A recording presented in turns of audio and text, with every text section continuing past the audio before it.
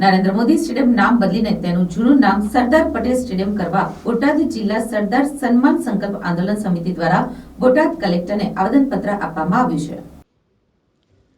અમદાવાદ ખાતે આવેલ મોટેરા સ્ટેડિયમનું નામ જે સરદાર પટેલ સ્ટેડિયમ હતું તે બદલીને હાલના વડાપ્રધાન દ્વારા નરેન્દ્ર મોદી સ્ટેડિયમ કરવામાં આવેલ છે। આમ સરદાર વલ્લભભાઈ પટેલનું હાલના વડાપ્રધાન શ્રી દ્વારા આ સ્ટેડિયમનું નામ સરદાર પટેલ બદલીને નરેન્દ્ર મોદી સ્ટેડિયમ કરી દેવામાં આવેલ છે, જે સરદાર પટેલનું અપમાન હોય તેમ અમને લાગે છે અને અમારી પટેલ સમાજની લાગણી દુભાઈ છે, જેથી અમારી માંગણી છે કે અમદાવાદ મોટેરા સ્ટેડિયમ ખાતે આવેલ નરેન્દ્ર મોદી સ્ટેડિયમ નામ બદલીને તેનું જૂનું નામ સરદાર પટેલ સ્ટેડિયમ કરવાની માંગ છે। તેમજ કરમસદ જે સરદાર પટેલની ભૂમિ છે તે કરમસદનો ઇતિહાસ બદલવાના ઈરાદાથી આણંદ મહાનગરપાલિકા કરી રાખેલ છે।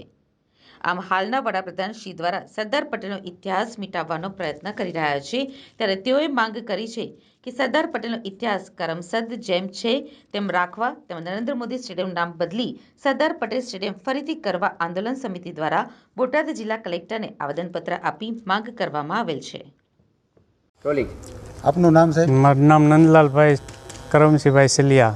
આપનો પરિચય આખો ગામ લાખિયાણી, બોટાદ જિલ્લો। આપ હોદ્દો શું છે? સરદાર સન્માન સંકલ્પ સમિતિ ગુજરાત દ્વારા બોટાદ તરફથી નિમાયેલા જિલ્લા પ્રમુખ।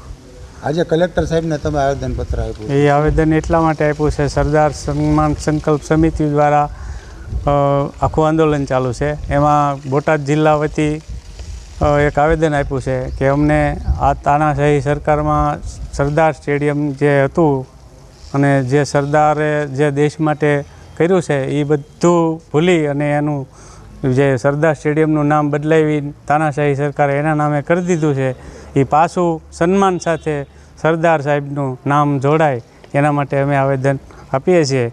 આગામી દિવસોમાં કરમસદમાં જે કંઈ નગરપાલિકાની આતે કામગીરી છે એમાં પણ એનું પણ એક આવેદન ભેગું છે, કરમસદ બચાવ અભિયાન, એમાં પણ અમે આવેદનમાં ઉલ્લેખ કરેલો છે અને આગામી દિવસોમાં પણ સમિતિ જે કાંઈ આયોજન કરશે એમાં અમે